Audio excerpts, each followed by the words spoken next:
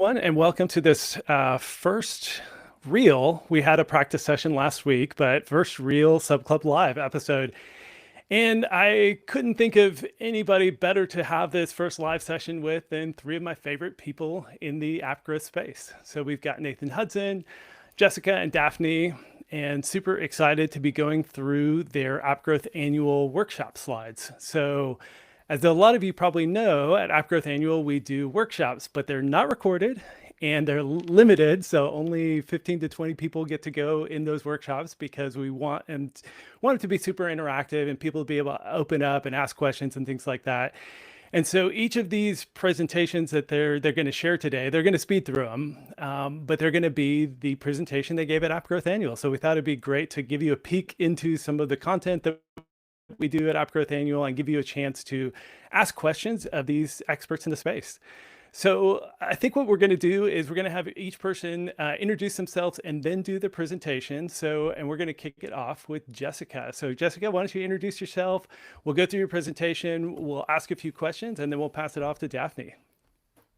Perfect. Thank you. Thank you so much for inviting me. I'm really excited to be presenting again about this topic. Hi, everyone. I'm Gessica Bicego. I've been working in the mobile space for many years, let's say around like 10 years, probably more.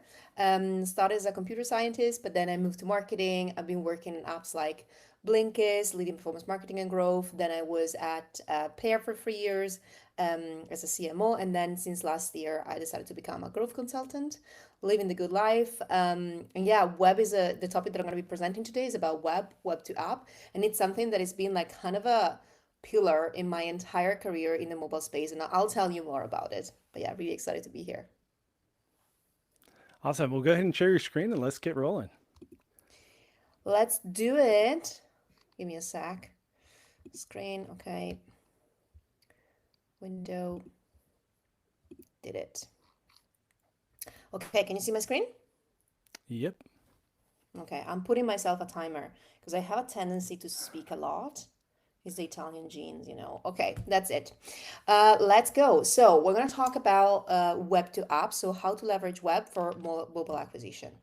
So I already told you about myself, so we can go on. Let's start for like, why are even companies considering, instead of like doing the normal app promotion campaigns, decided to go for the web route. There are different like reasons for that. The first one is like curiosity, want to explore new possibilities and new technique. Fear, we all know that with the new tracking, not so new anymore, but like there are some tracking issues when it comes to like iOS. Desperation, nothing is working, and you used to be working, the campaigns used to work, and so you want to find like a way to kind of refresh your campaigns and opportunity. And so again, this could be the reason that brings you there. The thing is that the shift to web acquisition right now, I think everyone is talking about, and it looks like a low-hanging fruits. And yes, sometimes it is, but I always try to put like a warning to everyone. It requires planning, it requires resources. It's not something that you just like do and it's gonna work. I mean, if it does, like I'm really happy for you, but a lot of time it actually takes some, it just takes some work. And there are definitely a lot of advantages. So, for example, the tracking, the visibility, the access to a new audience. Renewal rates are much better if you are actually doing web to web. But there are also disadvantages. You need more resources because you need to develop these like web funnels, for example, cross-platform tracking, higher CPM, and of course, failed payments. And we'll talk more about this later on. And I just want to mention that because I talk about my experience, why have I been always acquiring users through web, even if I've been working in the mobile space for more than 10 years? It actually all started when I was at Blinkist. At that time, I joined where we were like a small team, and they were running a lot of meta campaigns. And we decided that we wanted to find a second channel because we didn't want to depend too much on just one channel. And we decided that the best channel would be paid content. So using network like Albert and Taboola. That for me was the first time where we actually started to acquire user for our app through a web funnel. So we were sending people to a mobile landing page. It was a long article with a lot of explanation. If you want to know more, you should follow Sandra Vu. They used to lead paid content in my team at Blinkist. But that was the first time, and then it kind of continued. At Paired, it was more with like mini landing pages and web funnels, and now it's a little bit of a mix with all the channels. But yeah, so starting from like, let's talk about like how you can do web acquisition. So there are different funnels, and everything right now seems to be under what is called web to app. Personally, I like to split these two options. On one side, you have web to app. And what I mean is like you drive people to web, but they then convert into an app funnel. So they still like go to the app store, they download the app, and then the purchase or the starting a trial happens there. This is what happened when you use a mini landing page. And this is also what happened when you have paid content, so outbound and tabula. Then you have the second part. This is what I call web to web. So it's when you send people to a web funnel and they also convert in that web funnel. And so the difference is that the purchase happens online. You can have trial, although usually it's not recommended. You can go direct purchase. But again, there are two different words and they are completely different in my opinion, although they both have advantages and disadvantages. Let's start with the easy one, the mini landing pages. Okay, so sorry, there's a lot of text in this slide. I condensed 3 slides in one so that I could like say that the presentation was shorter. In reality, it's just like a wall of text, but stay with me for a sec. Okay, so mini landing pages, what happened? These are like kind of a low effort, high impact kind of campaigns. Why? Because what happens is that instead of doing an app promotion campaign, you do a website sales campaign. And so you actually need a link that you put on the website field, let's say. It worked really well on Meta and TikTok, but again, the flow that happens is that people click on an ad. This is an example from my head. They click on the ad, they open the page, and then there are actually 2 different ways of doing mini landing pages. If you use oh, sorry, I forgot to remove my gesture, so you probably see some balloons. So if you develop a proper landing page, you'll see for about like 2 to 3 seconds the landing page. And I'll show you some examples of landing pages later, but they're all pretty easy, really simple. They have like a copy, an image, and a download button. And then usually what happens is that there's like an automation trigger. Sorry, there's like a trigger of attribution that automatically preload the App Store. And so what you see is the App Store page. This is what happened with the proper mini landing pages. There is another way that you can use that is actually using what is called the MMP auto redirect feature. So through all the MMPs, you can do this. You can, they give you a link that you can use on your website sales campaign. And then what happens is that the flow is a little bit cleaner in the sense that you click on an ad, so first screen, and then you are directly to the App Store. So it really looks like an app promotion campaign. Why would people go for the mini landing page if the MMP redirect is so easy?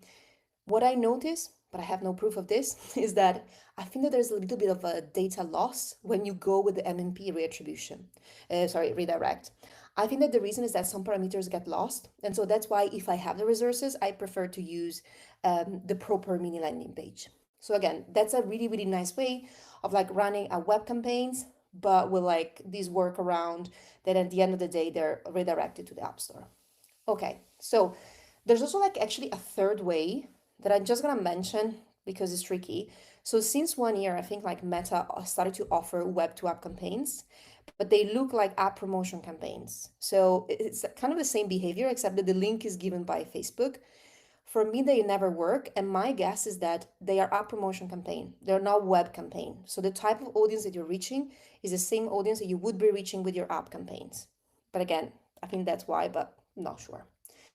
And regarding the landing page, so if you develop the landing page, as you can see, really easy, a lot of text like my slides.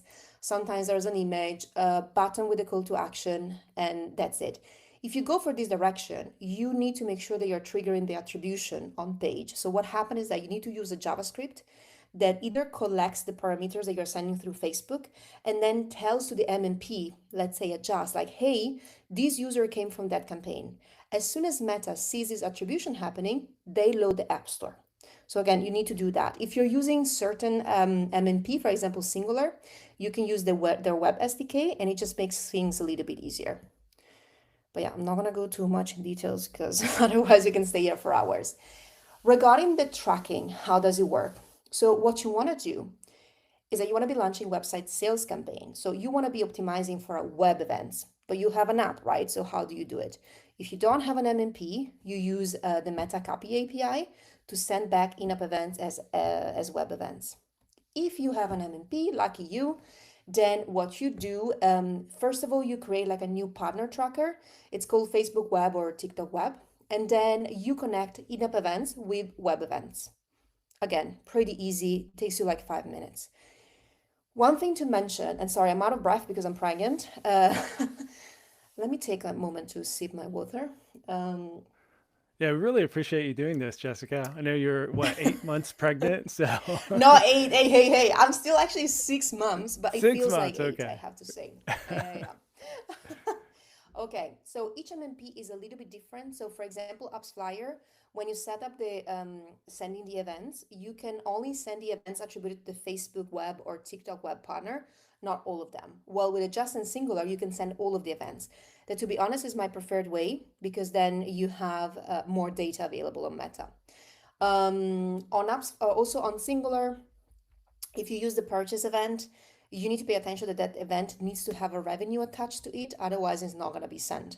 So there's a lot of like little things, but yeah, if you need any help or if you want to know exactly with your MMP how does it work, just let me know. Good. And then I'm going to try to be really fast. 9 minutes is not that bad. So one thing is like I like to use mini landing pages for creative testing because what I notice is that although the CPM are high, the results are usually the same and the CTR are also higher. So you end up having like a similar cost per trial, for example, if you're optimizing for that. And again, it gives you data right away. It gives you data at the ad level, reliable data. So I did a test where I was like trying to do creative testing on app and mini landing pages, and the results were the same. So the same creative one. And the other thing is like, why are these campaigns working so well? I mean, at the end, they look like an app promotion campaigns. They're working well because the audience that you're targeting with these campaigns is usually a little bit older, they have a little bit more money, and they just tend to perform better. Now, it's not true for every vertical, but this again is an example of like the distribution in age and gender of app campaigns versus mini landing pages. Um, let's go on because otherwise it's too much time. I just wanted to talk about like when you do like mini landing pages versus your aggregated events measurement versus scan campaigns, what are you actually tracking? Because I think the mini landing pages give you like a different type of tracking. But again, it's too long. Maybe we'll dig deeper into the questions. Let's talk about the second way to use web for app promotion, that is web to web, so web onboarding. What is this? You've seen it all. Is using 40 screen or not more for convincing the user to actually purchase your product. Headway, Fabulous, Rise, Paired, Noom, you name them, they all do it. And it's working pretty well. The pioneer was probably Noom. It's where like I remember seeing it for the first time, but I think Headway has done also like a really good job. You can check this presentation for the product manager that I think is really interesting. It's really nice because the purchase happens on web, so of course you don't have to pay the fee. It has the same advantages that the tracking is better data right away, and it works especially good with channels that are not intentional. So not search, but maybe like channels like TikTok or Meta. They are more like discovery channels, let's say. How does it work? First of all, you have like a long flow. Disclaimer, copying another flow from another app is usually not the way to go. Like you need to tailor it to what you're doing.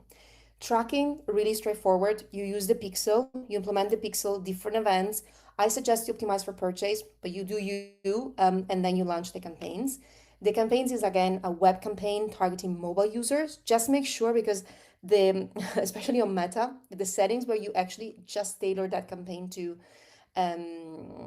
mobile user is a little bit hidden. And so one mistake that everyone does is like launching it to everyone. And then tools, there's a lot of tools out there that help you either to get different flows from different app like Flow River, or that helps you build easily, let's say, your funnel. Why would you do that? And when is the right time? Not every product should have a web flow. In my opinion, it makes sense to have a web flow when you need more explanation. So your product is just not really easy to explain, or it's a new vertical. For example, for Paired, it's like a new thing that people don't really know about it. You can leverage emotional triggers on the user during the onboarding. You can offer immediate value. I see a lot of like web onboarding that is like, again, guess your ideal bedtime, and they give you the bedtime by the end of the onboarding. Get your learning type, or I don't know, you get something at your wellness profile. That you get something by the end of the funnel that also helps you to get better creative. And just in general, it helps you to educate, engage, and also pre-qualify your audience. How do you start? 40 screen, overwhelming. Okay, don't plan every single screen right away. My suggestion is like focus on template. So think that you have different template, like the landing, the question, the upselling, and the cheering. That is like, yeah, you've done it. Thank you for answering. You have these four kind of template. Then try to take your onboarding and split it into sections. The first section is about like maybe, I don't know, getting to know your user. The second question is like personal question and so on. And focus on creating aha moments at the beginning. It's really important to actually talk with your users because your aha moments sometimes they're not like you cannot really see them with the data, but you need to like talk with them and then you realize like, oh my God, this question is actually the question that made people realize like, oh, we know what we're doing. But it has the same completion rate of another question. So again, if you were not talking to your user, you would not know about that. And then look at the benchmark. This is one from Funnel Fox, but I can also share my own. Usually you want as many people as possible to go to your second screen. Here it says 40 to 60. I would actually say that it's better to have 60 to 80. You want a lot of people to go to the second screen. 20% of people to reach in the paywall and 1 to 5% purchase. If people are dropping off on your second screen, there's no reason for you to focus on the purchase at the end of the funnel. It makes no sense. Focus at the beginning. And then the other thing, remembers that you're qualifying your audience with your creative. So that's important that you also like align your creatives with what you're doing on the onboarding. You can also like adapt the onboarding to different segments. This is an example of flow. They have the same flow. They adapt the first few screens depending if you want to have the perimenopause, let's say, if you're coming from the perimenopause ads, or if you're coming from like try to conceive, or if you're coming from the you want to track your period.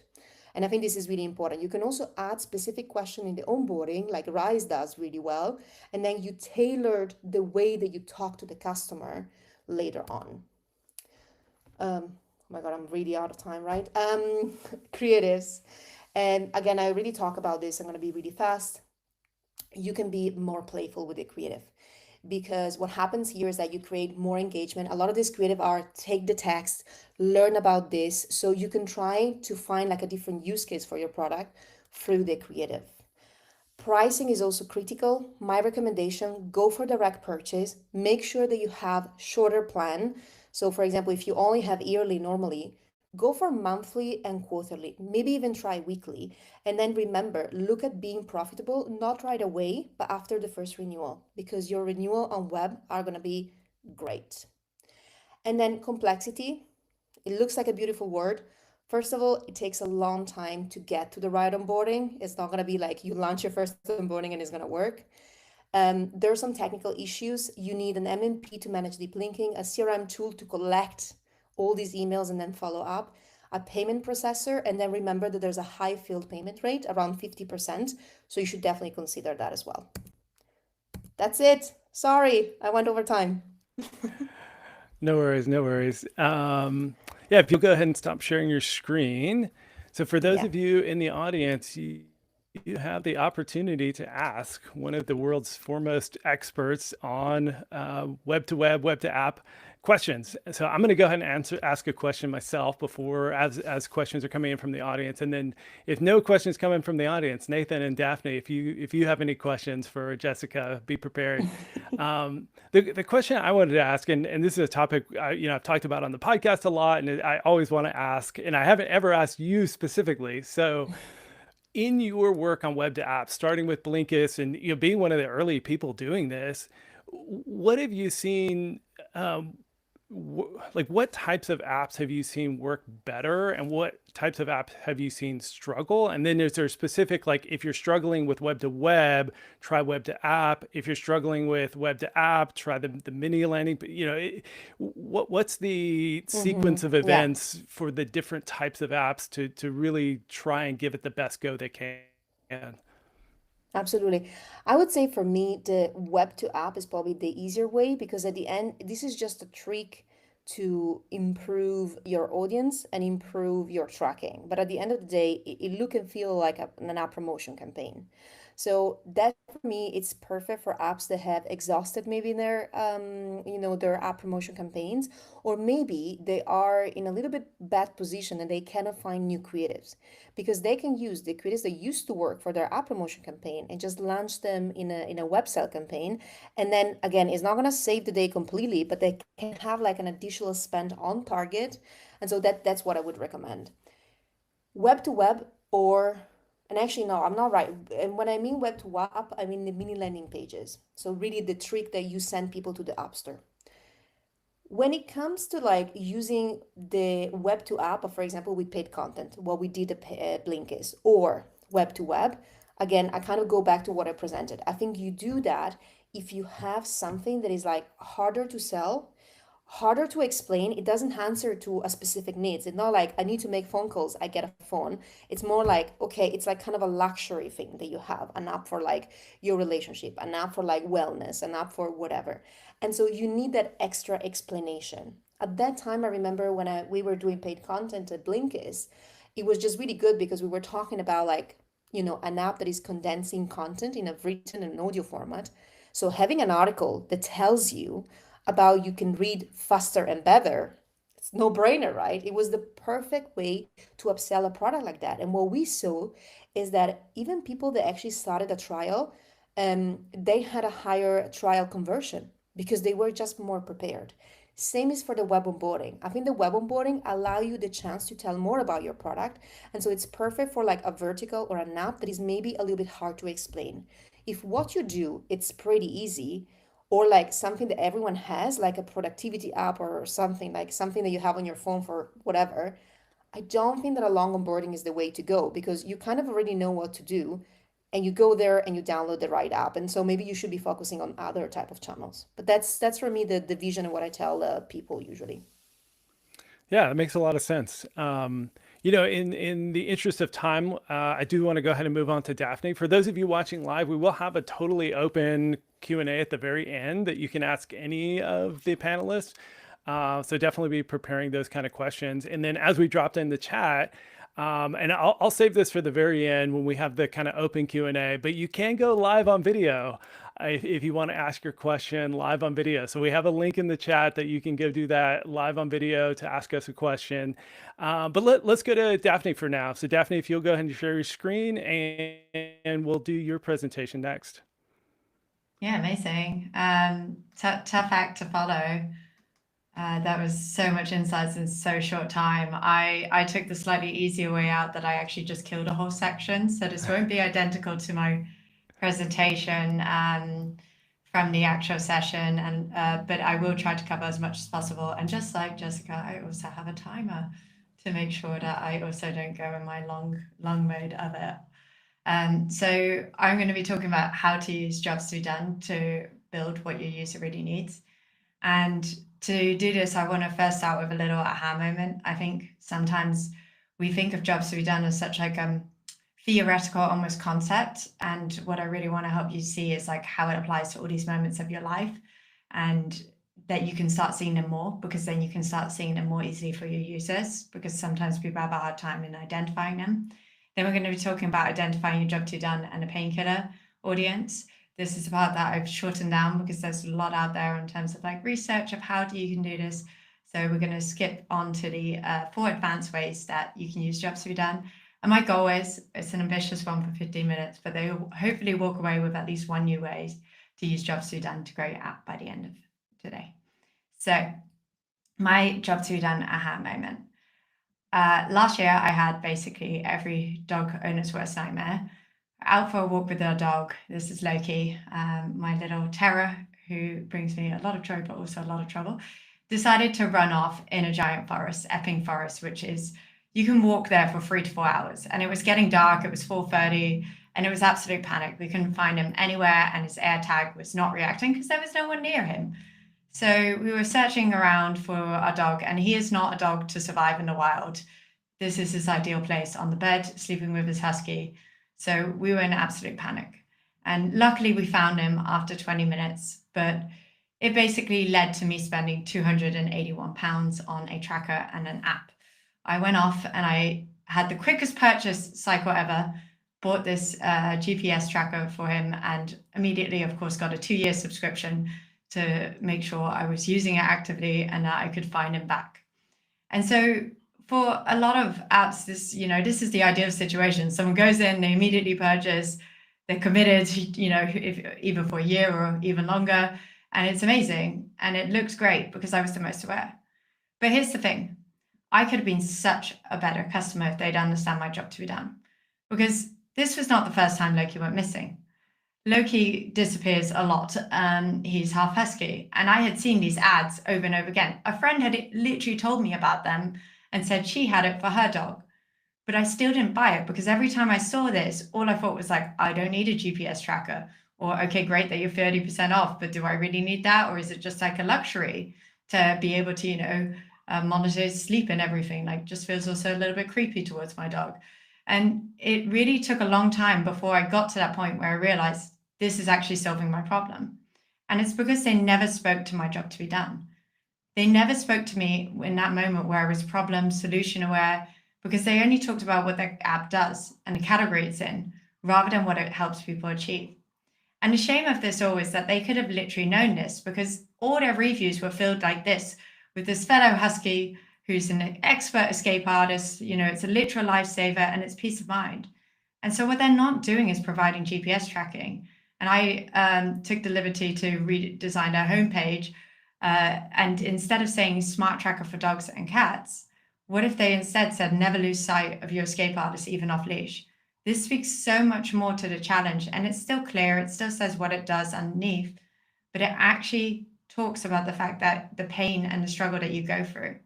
And I think too many apps do the exact same as what they do. They talk about the features, but they don't talk about how those features help people achieve their jobs to be done. They talk about the category and what the product does instead of what that customer is trying to achieve and what matters to them. And that's why I'm such an advocate of jobs to be done. I love to talk about them because it's such an opportunity to improve your full funnel, from your ads to your onboarding, to how you monetize users. And for those of you who are less familiar with it, I always like going back to definitions and to make sure it's really clear. Your job to be done is just understanding your customer's goal and the thought process that led them to your product, to your app, and the why behind it all. Mine was, I keep losing my dog and I can't find him. And I just want to have peace of mind that when he's off leash, he'll come back. And whether or not I should let him off leash is a completely different discussion that we won't get into. So how do you identify your job to be done and your painkiller audience, the ones for which you are this painkiller? There's a 7-step process, and this is the part I've had to shorten, that I really advise following. I start usually with review mining, going through loads and loads of reviews to really get into the head of the audience and understand what they're saying, why. I like looking at competitors, not to copy, but to work out how can we stand out? What are they offering? What are they saying? And where are the opportunities that we can serve that audience better than the competitors? And their reviews also give a lot of insight to that. Especially for bigger apps, I like to start with surveying the customers, the subscribers, and looking at someone who's renewed recently, is actively using it, and matches that kind of target audience, to ask them what their jobs to be done are and to see if they'll be up for speaking. And that helps me also narrow it down so that when I'm doing the interviews, I'm not like, we have 20 jobs to be done, but upfront, I'm already narrowing it down to which ones are the biggest audiences, and also matching that then with, okay, how are they performing in terms of what they're spending, in terms of how they're converting. And with those user interviews, you can really dive deep into it to really get into their head and speak through that moment of how did they hear about you and how did they convert. And from there, I really advise like testing that messaging further. Just because you know the job to be done, there's a million ways to resonate. I don't know if attractive, that escape artist message does better. It's one variant and one way to speak more to that job to be done, but who knows whether or not it performs better. You can talk about the pain point. You can talk about what you're helping them achieve. You can talk about the struggles. There's different ways to bring across a job to be done, and you need to find that out. I also really recommend user testing then your messaging further. Just like what Gessica said, you don't know what that aha moment is and whether you're resonating purely just from looking at drop off. By actually going and having those tests of that initial phase of your app, you can see, is it getting across to the audience that matters? And from there, you can increase the impact of it by implementing it across all the different areas. So don't just think about it in terms of your onboarding, think about all your ads, think about it also in terms of how it's coming back in your other channels, how it's coming back in your emails, and how you're making sure that that customer really feels understood. And with this, we really want to be ideally painkillers. And painkillers are need to have. They really solve an unmet need, and people are willing to pay for it. Whilst vitamins, they're nice to have. We enjoy them, but these are the apps that when there's a price increase, they see a huge drop off, or when they're a vitamin for a lot of people, because it's like, maybe I don't have the budget, maybe it's not worth it anymore. And then there's medicines. And I was actually speaking to someone about this earlier today, of how it can sometimes be that people say they want it, it does solve a pain, they can describe you as a lifesaver, but they make excuses not to have it. Think of learning a language. We all say we wanted to, learn that language, but we don't make the time for it. And so they may also solve unmet needs, but what we need to be considerate of is the fact that they might not actually want to do it. And so we have to find ways to get them to that point of seeing their aha moment and through that painful part of swallowing the medicine. And what a painkiller app is for one person is different to another. So I asked Ekaterina when we did a webinar about this for RevenueCat a few months ago, what her painkiller app was. And that was an app that helped her play with her child and have little games and interactive moments that wasn't just being behind a screen or, watching TV. That's a painkiller for her. Me, I don't have kids, so that wouldn't be my painkiller app or something that I would use in the same way. And for some parents who it might also not be a painkiller app. So it varies, versus I think she probably wouldn't agree with my painkiller app, which is F1 TV. I'm a huge F1 fan, and I love that app because I can constantly be following everything, see what's happening, and really feel part of it, because there's no way I can go to all the races. So you might not be a painkiller for all your audiences or for everyone, and that's okay. I really do believe that even the most successful apps aren't a painkiller for everyone, and it's not about being that, but working out for who you are and making sure there's a large enough audience for that. And once you find that audience, that's what leads to growth. So with these interviews also, when you're speaking to these audiences, it's trying to work out what are you really solving for them that they can't solve in a different way. And with that, try to focus on their emotional job. So focus on what they want to feel and the change they want to see, rather than just the functional job.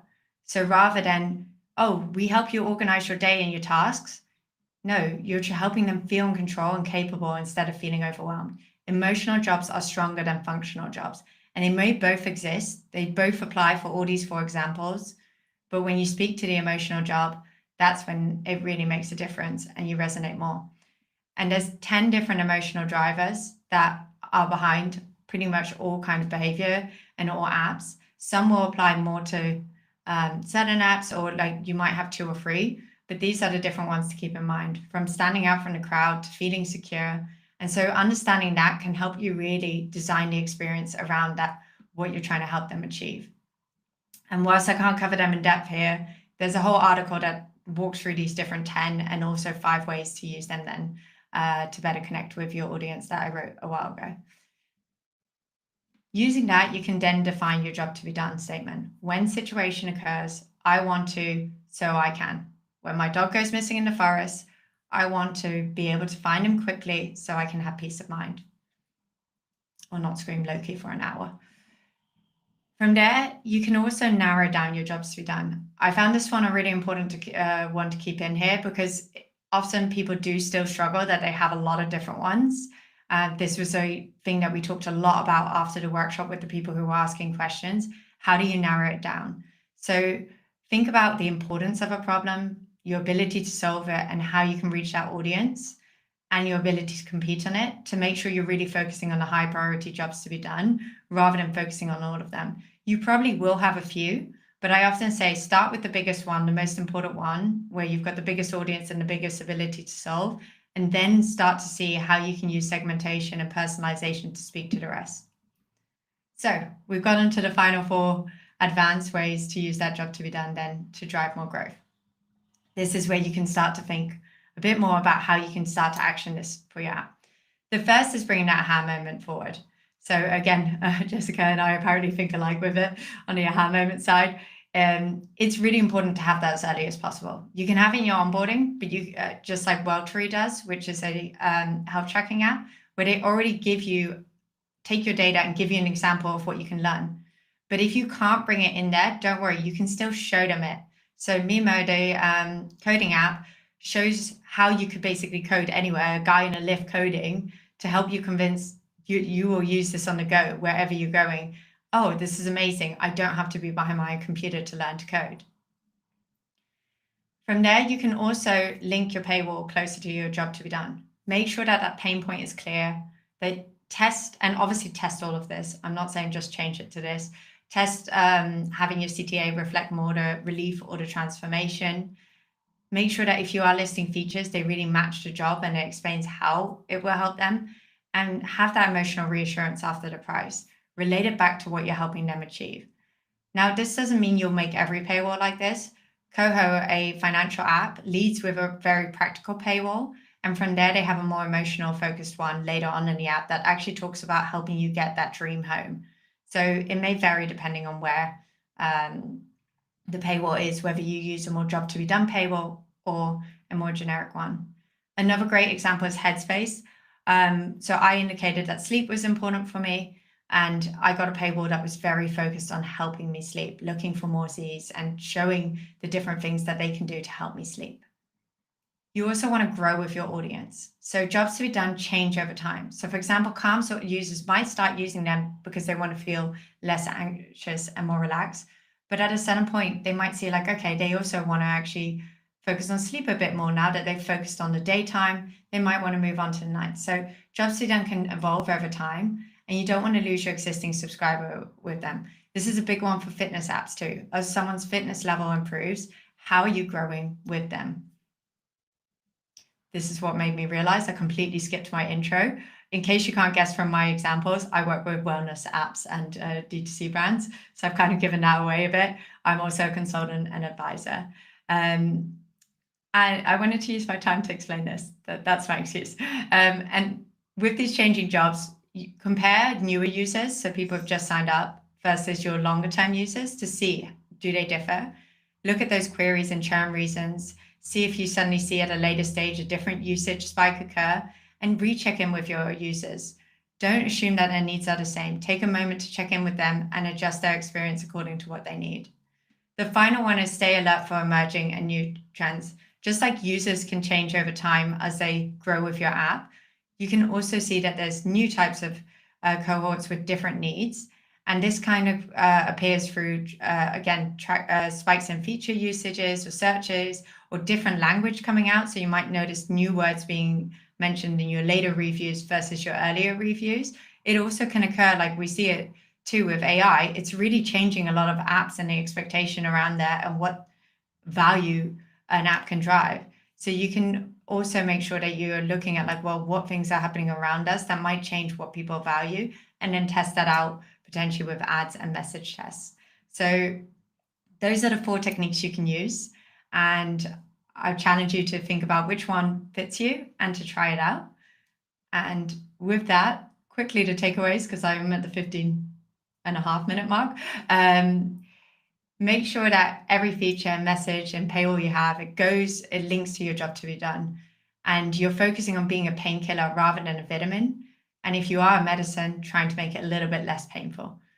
Emotional jobs are what matters over functional, and test it throughout your whole funnel as well. And finally, keep listening. Users, jobs to be done, they do evolve. New ones emerge and new opportunities come out of it. So don't just assume it's the same, but keep going back to this at every stage of your app. Thank you. Sorry. Awesome. Thank you so much. Thank you so much, Daphne. You can go ahead and stop sharing your screen now. Yeah.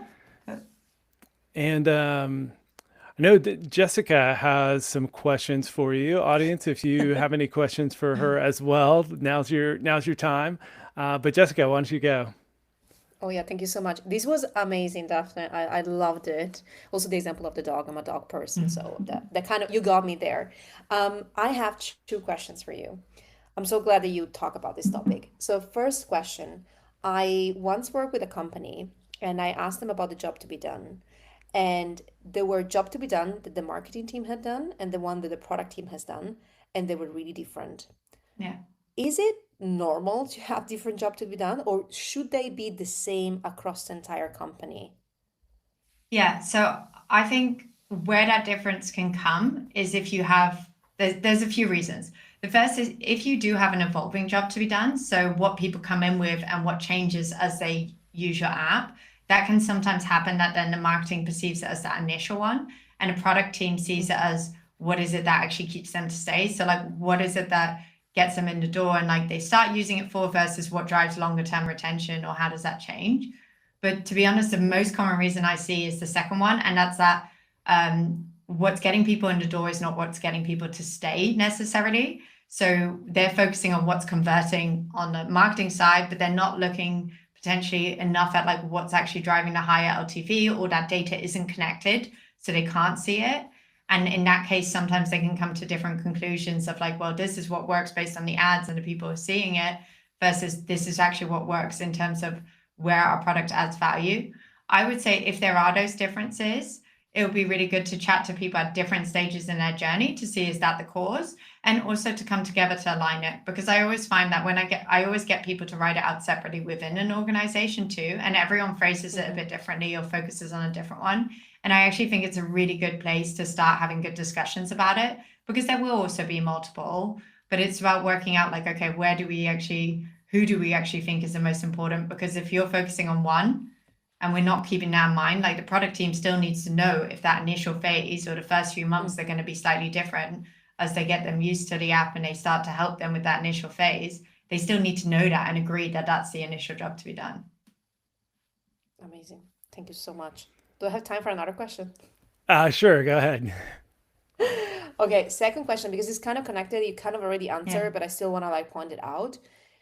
Something that I notice is like in certain verticals, as you say, the reason that brings the users in and and then the reality of it, like the real reason, you cannot really see it. So for example, in the Yeah. relationship space, most people that have been together for like a longer time, the Yeah. first sign of like that being a problem is like there's no sex. And so they Yeah. will react really, really well to a message like that. Yeah. That's also what happened with like the app that I work with. But then, no one would say like, yes, we use an app and now we have sex all the time, especially if it's an app for communication. You're Yeah. simply like you're more connected, but some people don't Yeah. really realize that.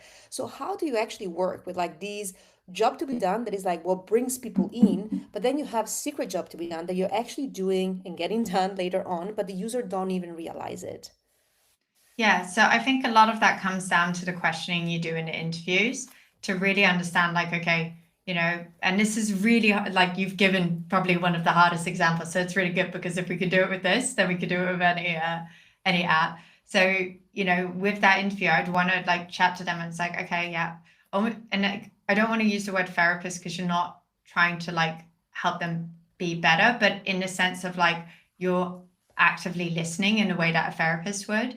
So I would want to like, in a respectful way, after I've built the trust and relationship there, I would want to understand like, okay, it seems to be bothering you that you guys aren't having sex as often as before. Like, would you mind sharing me like, why that's a concern for you? And just going a layer deeper and deeper and deeper to working out like, what are the symptoms that are helping them realize that there's an issue versus what are the underlying actual causes of it?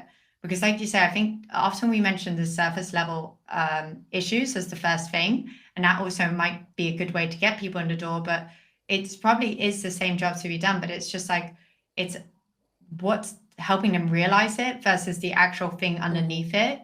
It's easy to say, we might not be having sex. They're saying, I think we might not be right for each other anymore, or I feel like so unconnected from my partner. Amazing. Thank you so much. This was No worries. brilliant.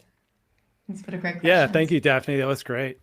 Let's move on to Nathan. Oh, we have one question that did come in right at the last moment. We'll go ahead and do that now, and then save up your questions too for the very end.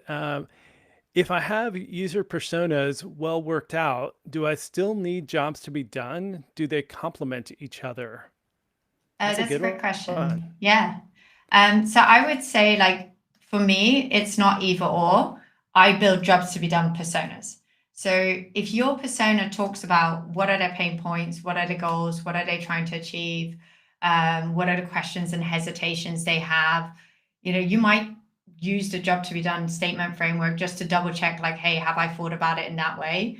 But a good persona is a job to be done persona.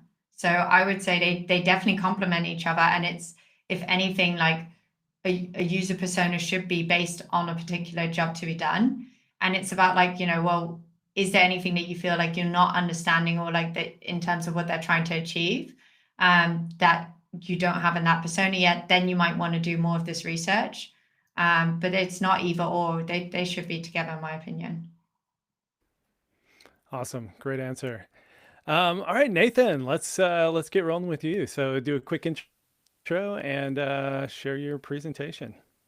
Awesome. I will get sharing. I have a one intro slide introducing myself, so I'll crack on. But yeah, hey everyone, super excited to be here. Thanks, David and RevenueCat team, for having me on.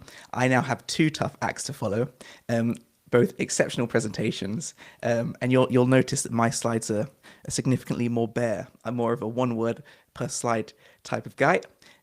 Anyhow, I'm going to be talking about scaling Meta with dozens of AI agents, which is one, a very hooky title that I put because, yep. But two, it's also true, right? I think there are tons of ways to use AI agents these days.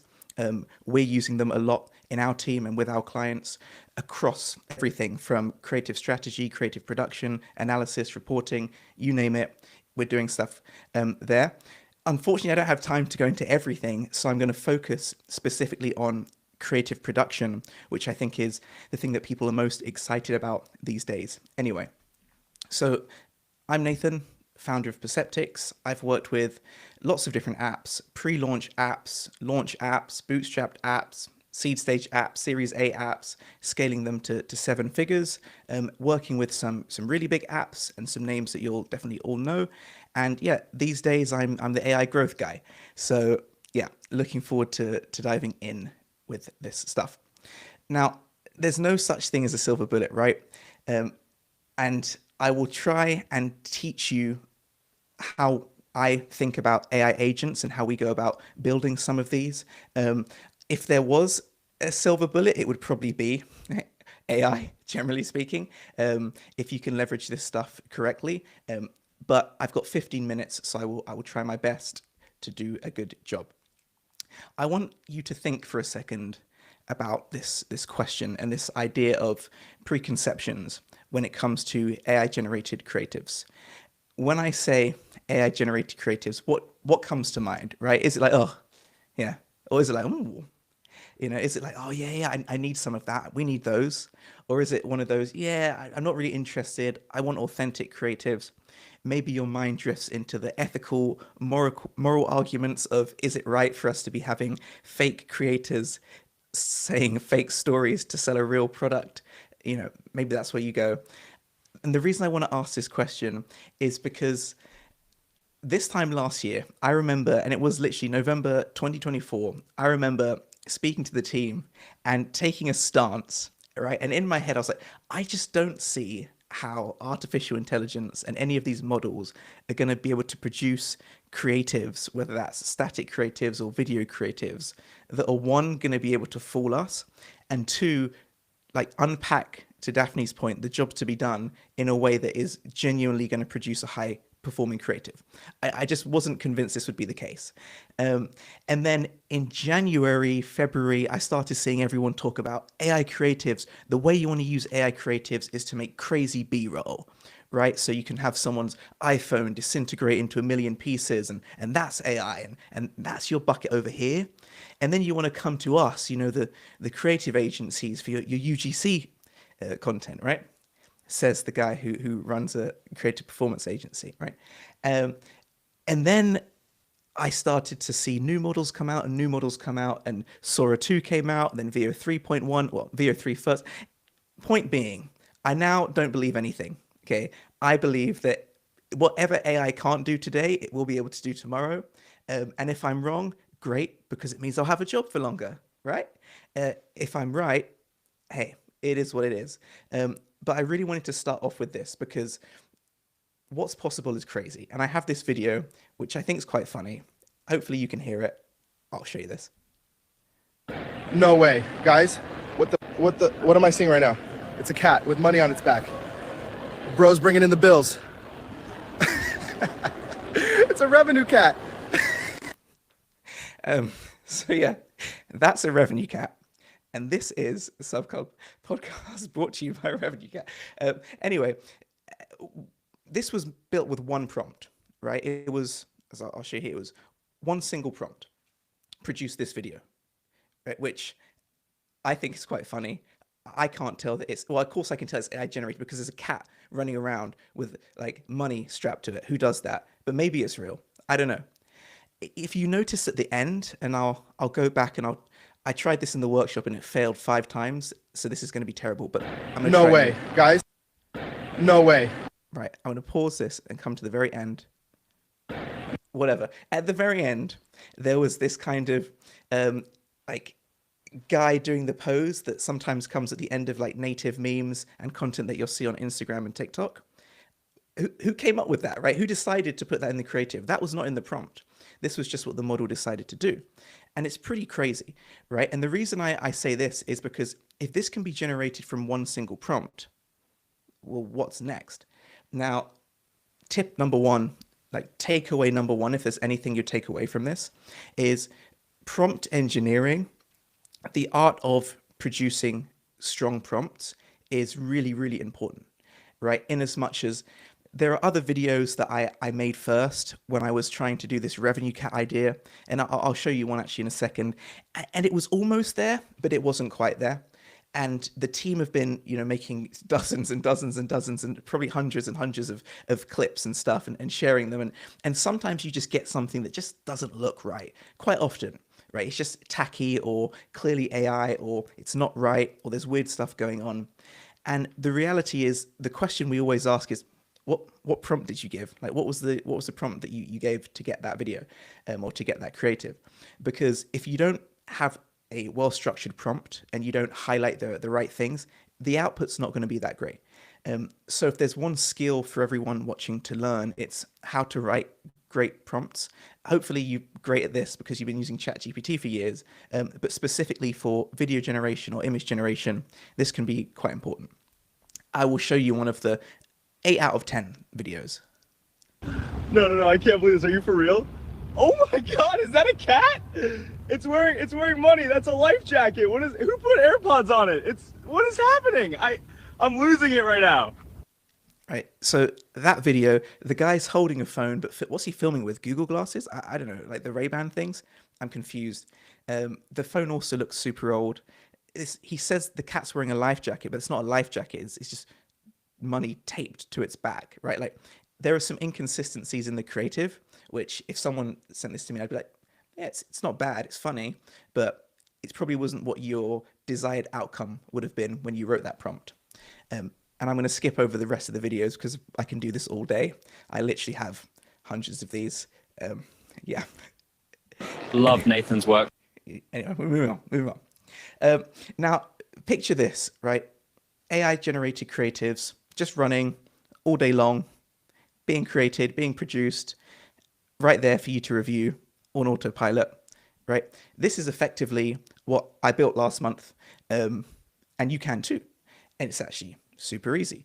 And the reason I say this is because what I really want to do is walk you through this. I didn't start my timer, so I have no clue what's happening, but I will carry on. I'm going to show you how to do this, right, as best as I can. Anyway, I'll come back to this.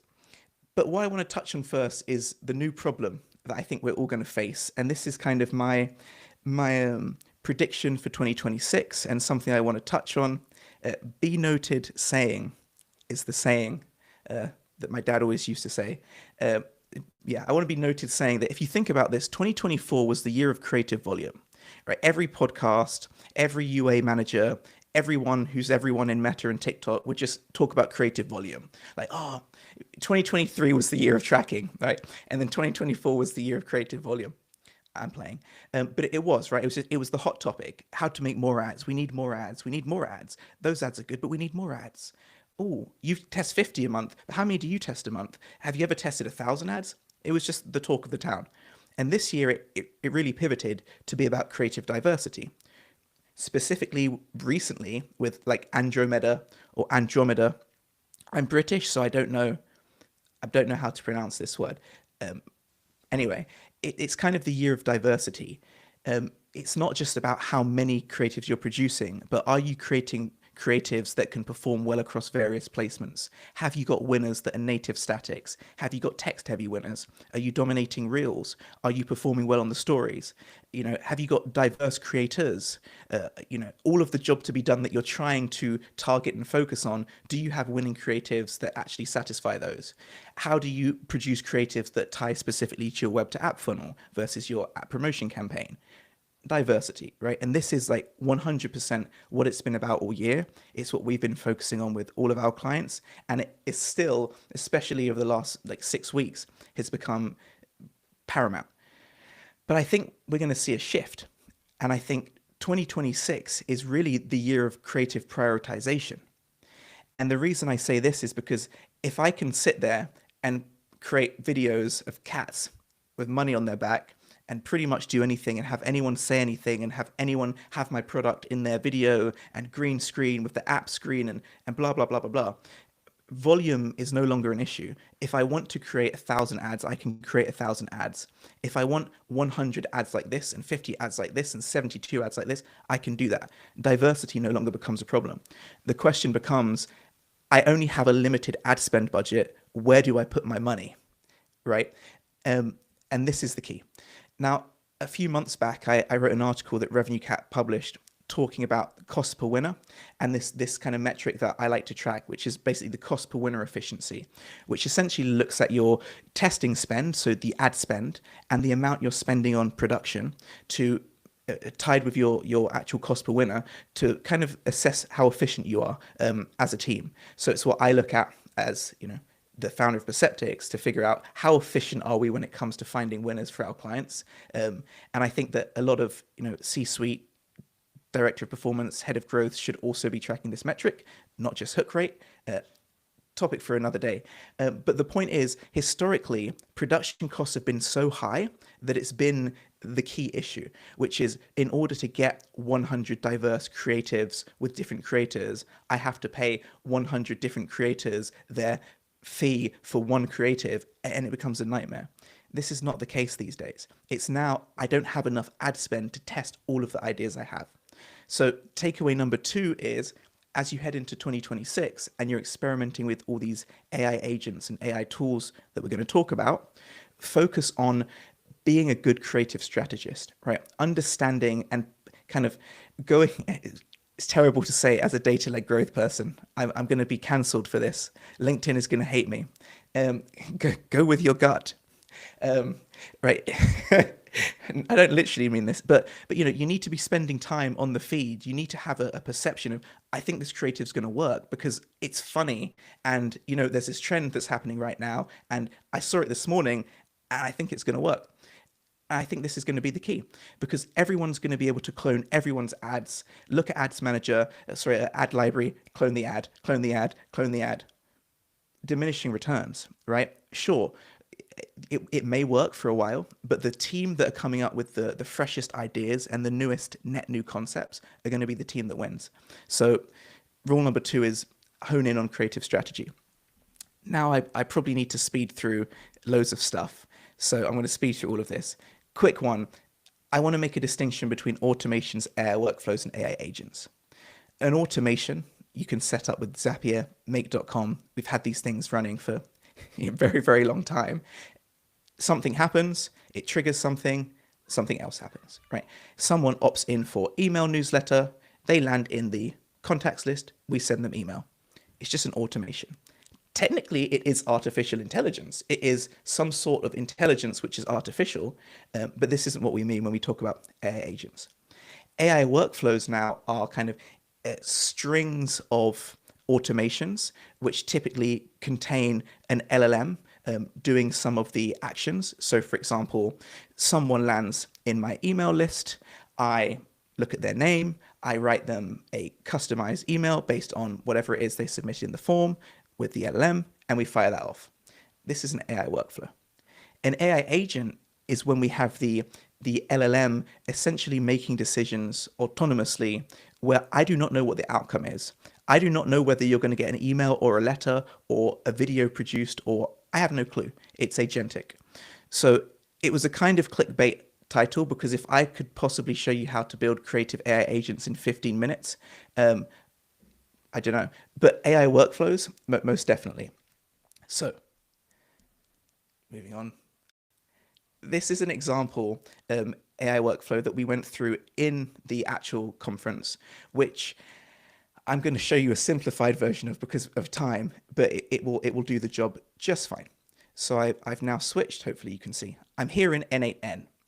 Now, this is like an agent builder. Honestly, if you want my honest opinions, it's extremely fiddly, and it breaks very often. And a lot of people asked me to share this with them, and I did, and it broke, and I had to help them. So just be warned that this stuff is hideously fiddly, but it works really well. And like a lot of our team have been using it. So this specific agent, I just went to N8N, started a free trial, clicked on create new workflow, opened up a blank canvas. I then started with a trigger, which is on a form submission. And I'm going to show you the form. This is how I generated that RevenueCat video, by the way. You basically put an idea in. You decide whether you want it to be enhanced or not. Enhanced means I want the LLM to take my initial idea and add some pizzazz, right? I select the duration, 4, 8, or 12. I'm using Sora 2 at the moment.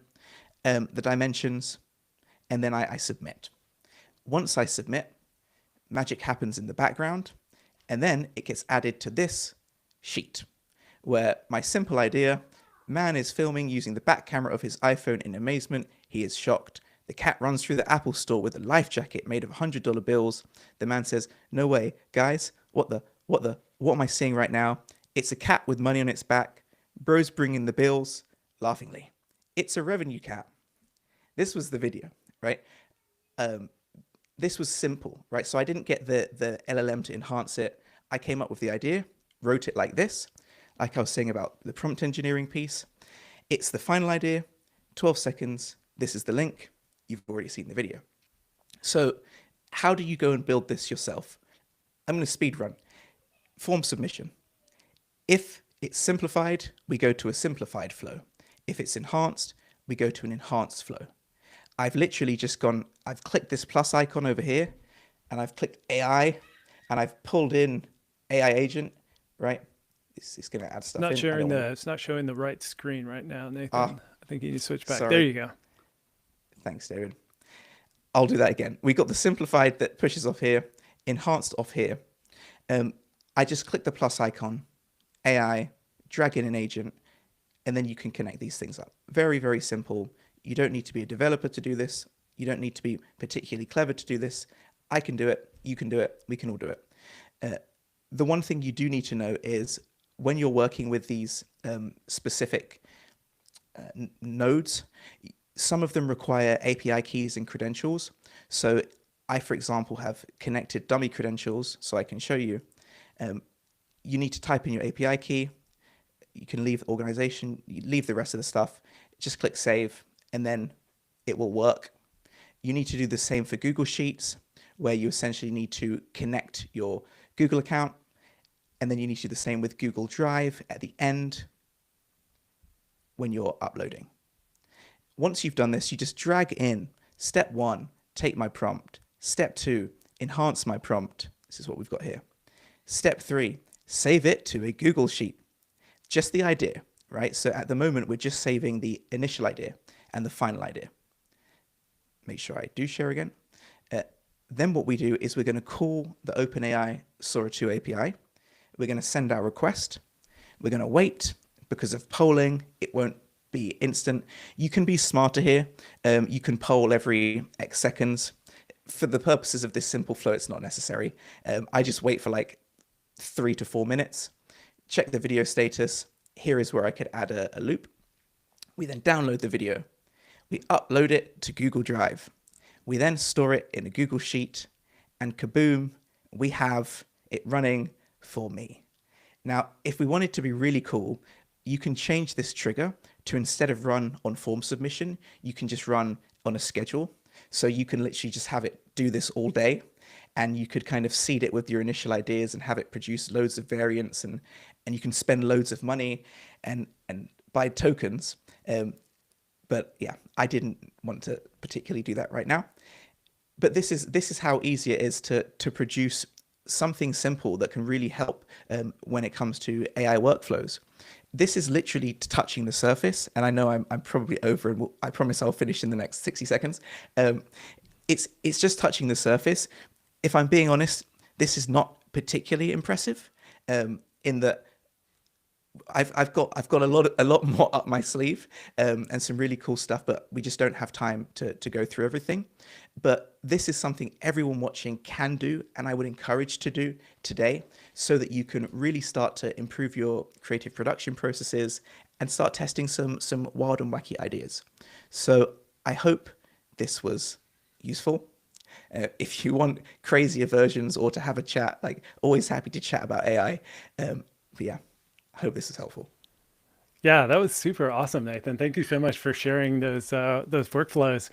It dawned on me, you could use some of these workflows. I have not dug as deep into AI as you have, obviously, but you can combine some of what Daphne was saying. You could create this workflow where it triggers off of a new review being dropped into App Store Connect, and then that goes into a process that you try and pull out the jobs to be done. And then, should I take action on this? Should I reply to the review? Or, you could set up all sorts of crazy stuff. I could see, yeah, using this, not just for creative production, but there's so many ways you could apply this into app businesses.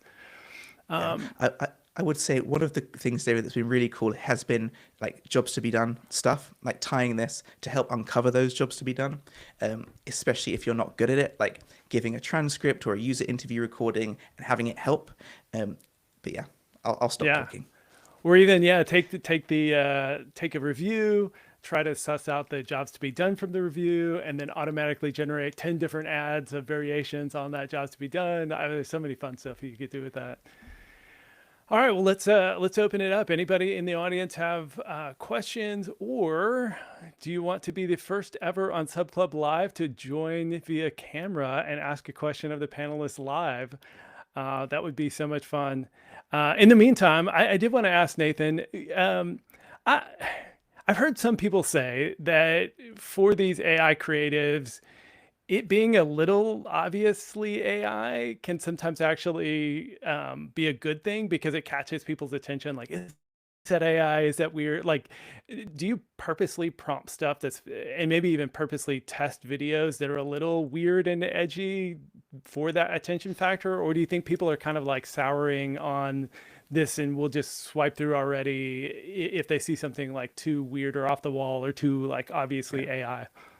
Yeah, great question. So I would say the way we produce creatives is we like to figure out what's working natively, right? So it's always been the way. The reason UGC creatives took off is because natively people were used to looking at talking heads and seeing stories and reels.